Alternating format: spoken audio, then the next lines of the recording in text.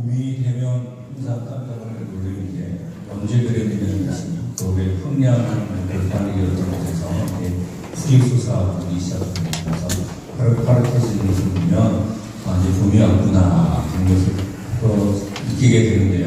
또 그러다 보면 시간이 조금 더 지나면 그냥 조금 이렇게 올라오는 것이 아니라 너무 많이 자라버리는 그런 풀들을 보면서 이제 또 풀을 베야 되고 또 이제 제초 작업을 해야 되는 그런 시기가 오기도 하죠.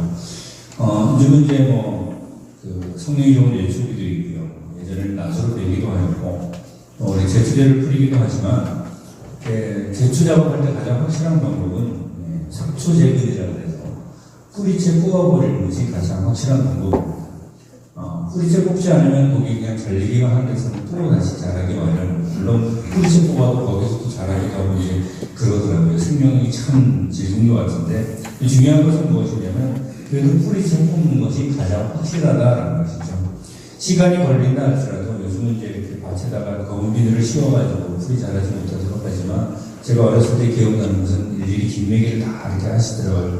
호밀 가지고 갈아 엎어가지고 또 그 풀이 다시 이제 거름이 되기도 하고 그랬던 것이 기억나는데 인생이라는 것이 그런 것 같아요. 우리가 당장의 어떤 그 이득을 위해서 이렇게 꼭 눈에 보이는 것만 제거해버린다고 그 문제가 사라지지 않는 것이죠. 불을 뽑을 때 뿌리채 뽑는 것이 가장 확실한 것처럼 인생의 모든 문제들도 그 근본적인 문제가 해결되어야만 우리가 그 문제가 없이 살아갈 수 있는 줄로 믿습니다.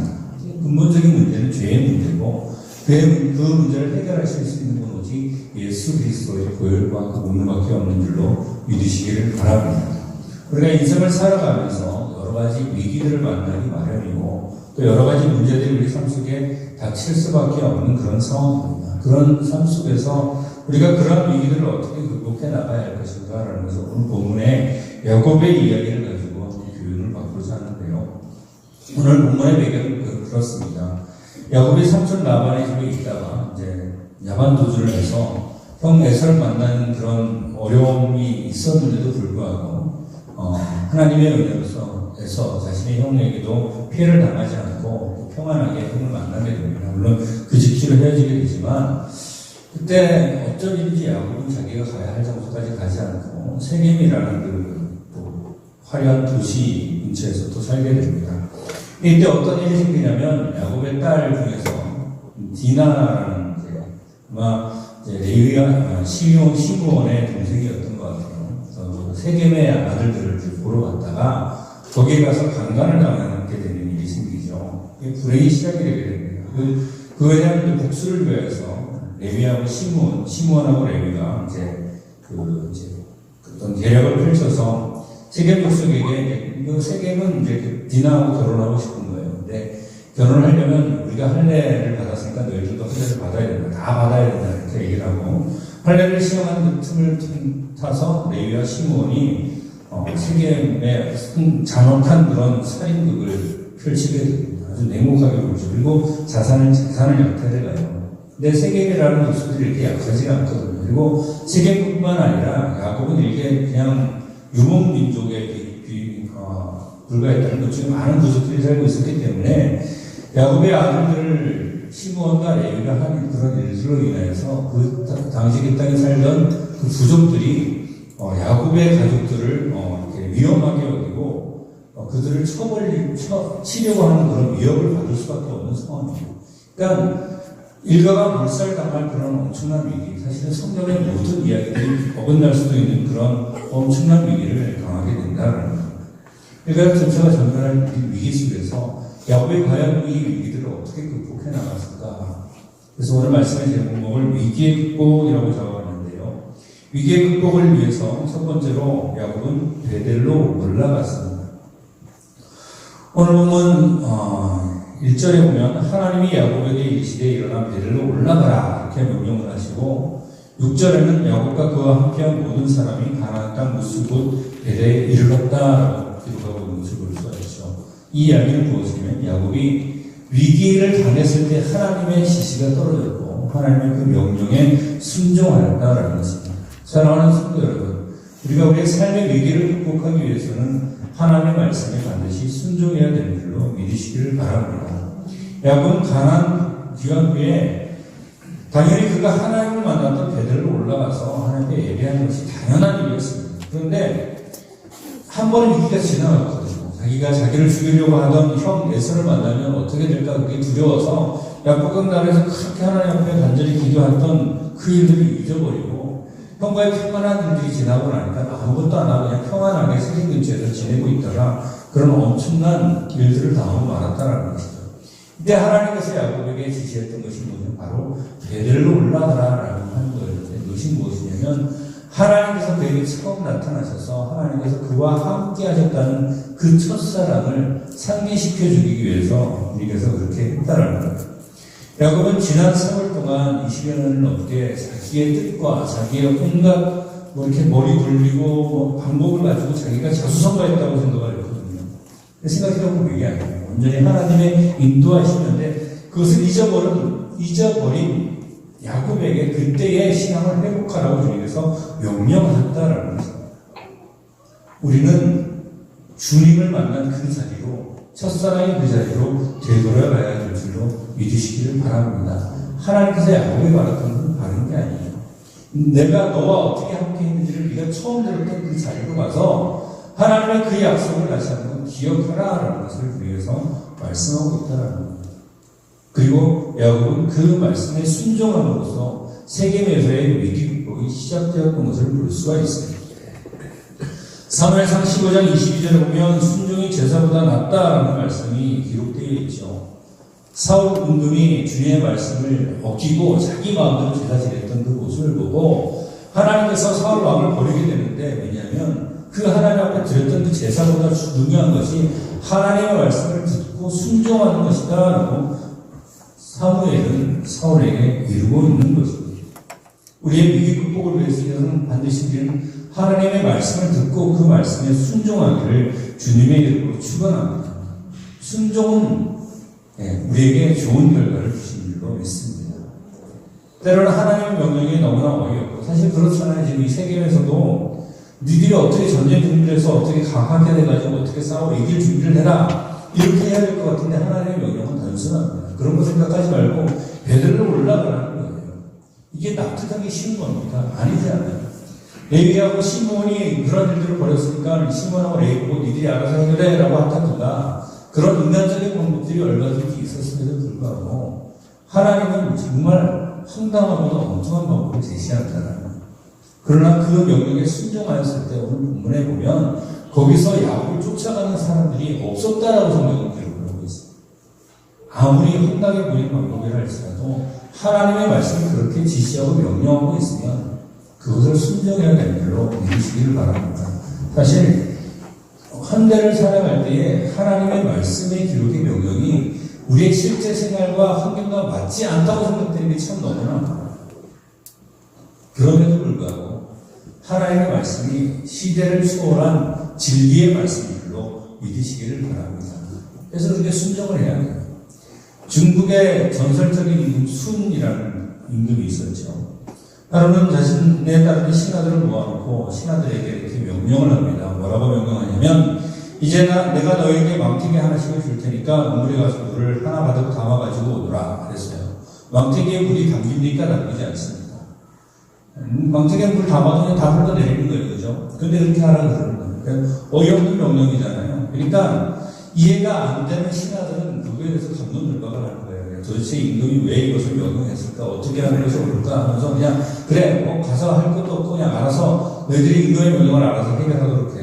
어떻게 담아오든 집에 가서 망태기 안에다가 그때 비닐도 없었을 텐데 어떻게 해서 담아가지고 하는데 자기 마음대로 하는 거예요. 근데 그 신하들 중에서 한 사람만이 그냥 임금의 명령에 그대로 순종해가지고 망태기를 들고 두루에다가 우물을 풀게 해서 갔어요. 구기 시작했는데 신하는 임금의 명령을 지켜야 된다는 생각에 망태기에다가 아주 그냥 무식하게 계속 물을 담은 거죠.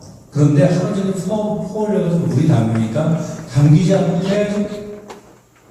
계속 물만 푸는 거예요. 그러다가 이제 물이 말랐어요. 다 퍼올려가지고 더 이상 물이 없는 거예요. 근데 그 밑에 딱 보니까 무엇이 있냐면 바닥 가운데에 황금 덩어리가 하나 있었던 거죠. 그래서 그 신하는 그 황금 덩어리를 가져다가 순 임금에게 바쳤다라는 거예요. 그랬더니 임금이 수고했다. 내 말을 순종하는 사람은 너뿐이구나. 그 헌금은 나 말을 순종하는 자에게 주려고 내가 마련한 상급이다. 그것을 가져가도록 해라라고 그 신하는 큰 보상을 받게 되었습니다. 하나님의 말씀대로 순종하는 살아가는 것이 결코 쉬운 일이 아닙니다. 어쩌면 이 시대에 기록된 하나님의 말씀이 우리에게 하는 명령이 어쩌면 손임금이 그 망태기에다가 물을 담아가지고 오라고 하는 것처럼 황당한 명령일지도 모른다라는 것이죠. 그러나 우리가 잘 알지 못하지만 이해가 되지 않지만 주님의 명령대로 따른다면 우리의 생각과는 전혀 다르게 하나님의 축복이 우리에게 임할 줄로 믿으시길 바랍니다. 이게 꼭 두 번째는 야곱은 베델에 가서 제단을 쌓았습니다. 오늘 보면 7절에 보면 그가 거기서 제단을 쌓고 그곳을 엘베델이라 불렀다라고 기록하고 있는데요. 이것은 무엇이냐면 예배의 회복을 말씀하는 것이죠. 사랑하는 성도 여러분, 우리가 위기를 극복하기 위해서는 반드시 예배를 회복해야 되는 줄로 믿으시길 바랍니다. 하나님께서 베델로 올라가라는 이유도 간단해요. 뭐냐면 네가 지금까지 나한테 예배를 회복하지 못하고 있는데 그 예배를 회복하는 거예요. 하나님께 전적으로 의지하라는 주님의 명령인 줄로 믿으시길 바랍니다. 우리는 때로는 야곱만 그런 게 아니라 우리 자신도 그렇게 생각해요. 이 세상에서 우리가 어떻게 살아가고 우리가 어떻게 잘 되고 이런 모든 것들이 내 지혜와 지식으로 된다라고 생각하는지도 모르겠어요. 야곱은 그렇게 생각했어요. 처음부터 자기가 잔머리를 굴려가지고 형물부터 장작권을 잡고 잔머리를 굴려가지고 아내를 둘이나 얻었고 잔머리를 굴려가지고 삼촌 라반이 나한테 보상을 주지도 않았는데 그렇게 많은 양들을 얻을 수 있었다라고 생각했습니다. 근데 오늘날 와서 우리가 그 야곱의 한 행태를 보면 그것이 하나님의 은혜였으니까 야곱의 은혜였습니다. 하나님의 은혜는 줄로 믿으시길 바랍니다. 그래서 우리가 가지고 있는 모든 것들은 하나님께 드리는 예배로 드려져야 된다는 거예요. 내 능력으로 내 힘으로 내가 얻은 것이 아니라 하나님께서 우리에게 쥐어주신 것이기 때문에 그 모든 것들이 하나님 앞에 예배로 드려져야 될 줄로 믿으시기를 바랍니다. 단순히 형식적인 예배만 말하는 게 아니에요. 제가 신방을 다니면서도 로마서 12장 말씀 가지고 몇 가정을 드렸는데 하나님이 기뻐 받으시는 제사는 우리가 마음을 드리는 것이 아니라 우리의 몸을 하나님이 기뻐하시는 산 제물로 드린다는 것입니다. 몸을 드린다는 것은 무엇이겠습니까? 하나님 제 마음을 받으세요. 그게 아니라 우리가 우리의 몸을 언제 어디서 무엇을 하든지 간에 하나님 앞에 드려지는 제사가 되어야 된다는 것이죠. 직장에 가서 일을 하던 내가 불신자를 만나든 믿는 사람을 만나든 어떤 자리에 있든지 간에 그 자리에 있는 나 자신이 하나님 앞에 드려지는 예물이 되어야 된다는 거예요. 다시 말씀드리자면 우리의 삶 자체가 주님을 위한 삶이 되는 것, 우리가 예배를 회복하는 것만이 위기를 극복하는 단 하나의 방법인 줄로 믿으시기를 바랍니다. 처음의 마음으로 돌아가는 성도들이 되시기를 바랍니다. 컴퓨터를 막 쓰다 보면은 그냥 이렇게 처음에 세팅된 대로 이렇게 컴퓨터를 쓰면 괜찮은데 이제 아이들은 막 이것저것 막 빨잖아요. 사이트도 여기 들어가고 저기 들어가고 그러다 보면은 악성 코드라는 것이 계속 흘러 들어오는데 인터넷 연결되어 있다 보면 근데 이것이 한두 가지의 악성 코드라면은 이제 이렇게 악성 코드 잡아내는 어떤 그런 백신이나 이런 걸 가지고 제거해버리면 되는데 어느 정도 이상이 되면 아무리 제거해도 계속 남아있어요. 그럴 때 할 수 있는 최상의 상책은 무엇이냐면 컴퓨터를 리셋해버립니다. 초기화해가지고 다시 까는 거죠. 그러면 그 안에 있던 악성 코드가 싹 제거되고 그렇게 될 수 있는 그런 방법이 있는 거죠. 우리의 인생도 그렇게 돼야 됩니다. 세상에 찌들어 살다 보면 이런 세상 속에 있는 그런 온갖 잡다한 것들이 우리 삶에 들어와서 더 이상 하나님을 어떻게 돌이켜야 될지 모르는 그런 상황에 맞닥뜨리게 될 때가 있어요. 그럴 때는 처음 우리가 예수 그리스도를 만났던 그 상태로 리셋하기를 주님의 이름으로 축원합니다. 다 버리고 주님을 만났을 때 내가 과연 어떤 모습이었나, 내 삶을 주님 앞에 온전히 드리지 못했던 모든 삶의 찌꺼기를 다 제거해버리고 그런 것에 대한 미련을 다 버리고 하나님 앞에 예배하는 거예요. 청소년들 스마트폰이나 이런 가지고 게임하잖아요. 예배를 한참 올려놔요. 그 나중에 지우라고 해서 못 지워요. 왜 못 지우는잖아요. 미련이 나요. 못 지워요. 근데 그것이 우리 삶의 무슨 도움이에요. 레벨이 90레벨이 되죠. 50레벨이 돼서 지워버려 없어지는 거거든요. 우리의 삶이 그렇거든요. 정말 쓸데없는 거 가지고 꽉 쥐고 있는 것 같은데 그 모든 것을 다 하나님 앞에 내려놓는 거예요. 그것이 바로 예배의 삶인 줄로 믿으시기를 바랍니다. 위기의 극복 세 번째는 야곱의 온 가족이 베들로 올라갔다. 오늘 보면 2절 3절에 보면 야곱이 이에 자기 집안 사람과 자기 함께한 모든 자에게 이르렀다라고 말하고 있는데요. 이것은 뭐냐면 온 가족이 자기에 소속되어 있는 그 야곱에 속한 모든 것들이 신앙 회복을 위해서 무언가를 했다는 것입니다. 사랑하는 성도 여러분, 위기가 극복하려면 우리 가족이 주의대로 회복해야 되는 줄로 믿으시기를 바랍니다. 우리 공동체가 하나님 앞에 회복해야 되는 줄로 믿으시기를 바랍니다. 야곱이 베들로 올라가서 단을 쌓기 전에 제일 먼저 한 것이 무엇이냐면 자기 가족의 신앙을 점검하는 것이었어요. 예전에는 혼자 야곱에서 열심히 기도하고 하나님 앞에 그렇게 했는데 자기 가족이 갖고 있는 우상을 알고 있었거든요. 드라곤을 갖고 나온 라헬이 있었고요. 온갖 것들을 이방 신들을 갖고 와가지고 숨기는 사람들이 가족 가운데 아직 있었다는 거예요. 하나님의 자녀라고 불리고 이스라엘이라는 이름을 불려야 되는 그 야곱의 가족이 아직도 하나님보다도 더 소중한 것이 그 안에 여전히 가지고 있는 거예요. 우상이라는 것은 다른 게 아닙니다. 라헬이 가지고 있던 드라비 같은 그런 이방 신상만을 말하는 것이 아니라 하나님보다 더 사랑하는 그 모든 것들을 성경은 우상이라고 말하고 있어요. 그것이 재산이 될 수도 있고 건세가 될 수도 있고 내가 사랑하는 어떤 사람이 될 수도 있고 내가 추구하는 어떤 목표가 될 수도 있어요. 그것이 우리의 삶의 소중한 것들이죠. 그러나 그것이 하나님의 명령과 하나님보다 예수 그리스도보다 결코 앞설 수 없다는 사실을 기억하기를 바랍니다. 오직 하나님만을 섬겨야 돼요. 이것이 뭐여야 되냐면 온 가족이 함께 해야 되는 것이고 공동체가 함께 해야 된다는 거예요. 온 가족, 야곱이라는 공동체가 신앙 고백을 위해서 했던 첫 번째 일은 우상을 철저하게 제거하는 것이었고 두 번째는 의복을 갈아입는 것이었어요. 이것은 무엇을 상징하냐면 자신의 행위를 고쳤다는 거예요. 성경에서 복장이라는 거, 옷이라는 것은 성도들의 행위를 상징하는 건데 의복을 바꿔 입었다는 것은 무엇을 얘기하냐면 이제 마음을 새롭게 함으로 하나님 앞에 나가겠다는 회개의 자세를 보여준 것이고 가족 전체에게 자신을 정결하게 하나는 것은 온갖 우상 숭배와 관련된 그런 장신구까지도 다 상술이 남아 묻어버리는 그런 일을 야곱은 먼저 했다는 것이죠. 야곱의 일가가 베들로 올라간 결과가 무엇이냐면 그제서야 하나님이 야곱에게 이스라엘이라 부르기 시작했다는 거예요. 야곱강에서 이미 하나님께서 이스라엘을 명령했지만 단 한 번도 야곱을 야곱이라 부르지 않으세요. 왜냐하면 그 가족이 주님 앞으로 돌아오지 않는 거예요. 근데 하나님께서 가족이 주님 앞에 들어오고 예배를 회복했을 때 비로소 야곱을 이스라엘이라 부르고 주님께서 그 축복을 확인해 주신 줄로 믿으시기를 바랍니다. 우리가 종종 뭐 장난식으로 할 때도 있고 또 여러 가지 이제 그것 때문에 이렇게 피라밋을 쌓는 일이 있잖아요. 사람 인간 피라밋. 그래서 아래 사람 5명, 4명, 3명, 2명, 1명 이래서 4층, 5층 이렇게 쌓아 올라가기도 합니다. 그런데 제일 힘든 사람이 맨 밑에 있는 사람이에요. 저도 이제 학창 시절에 그런 걸 하면 좀 덩치가 크다 보니까 항상 맨 밑에 깔렸는데 그것도 가운데 깔릴 때가 제일 많았어요. 너무 힘들어요. 맨 밑에 있으면 위에 올라가는 사람도 올라가는 데는 보통 있겠지만 맨 밑에 있는 사람은 정말 견디기 힘듭니다. 근데 제가 가운데 이렇게 딱 해가지고 사진을 찍는데 힘들다고 해서 만약에 제가 팔다리를 팍 부자앉혀버리면 그 피라밋이 어떻게 될까요? 나 한 사람 되면 와르르 무너져 내리는 거죠. 공동체라는 게 바로 이런 거예요. 나 하나쯤이야 하면 다른 사람이 하겠지. 나 하나쯤 좀 잘못해도 다른 사람이 괜찮겠지. 아니요. 가족이 하나이듯이 이 교회도 하나인 줄로 믿으시길 바랍니다.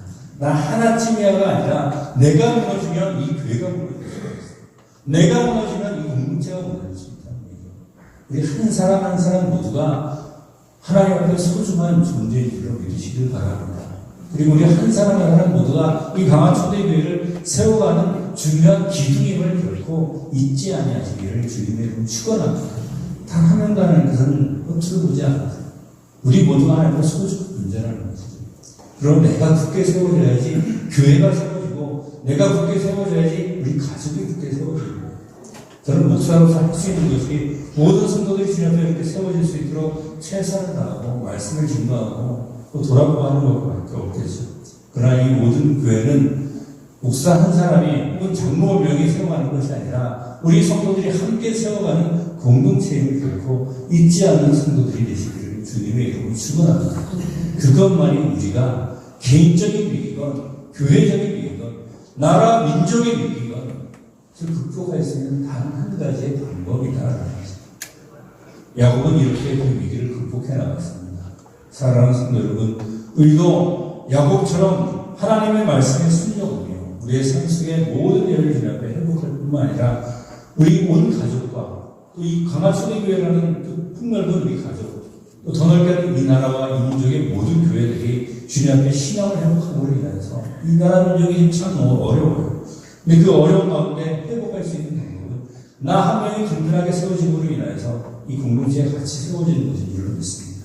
이렇게 이 나라, 이 민족, 그리고 우리 교회와 그리고 우리 성도들이 속한 각각의 모든 가족들이 주님 앞에 온전히 위기를 극복해 나갈 수 있는 공동체다. 여러분의 가정이 개인들이 될 수 있게 되기를 주님의 이름으로 축원합니다. 기도하겠습니다. 하나님 아버지, 저희를 사랑해 주시옵시고 오늘도 주님의 가운데 예배드리는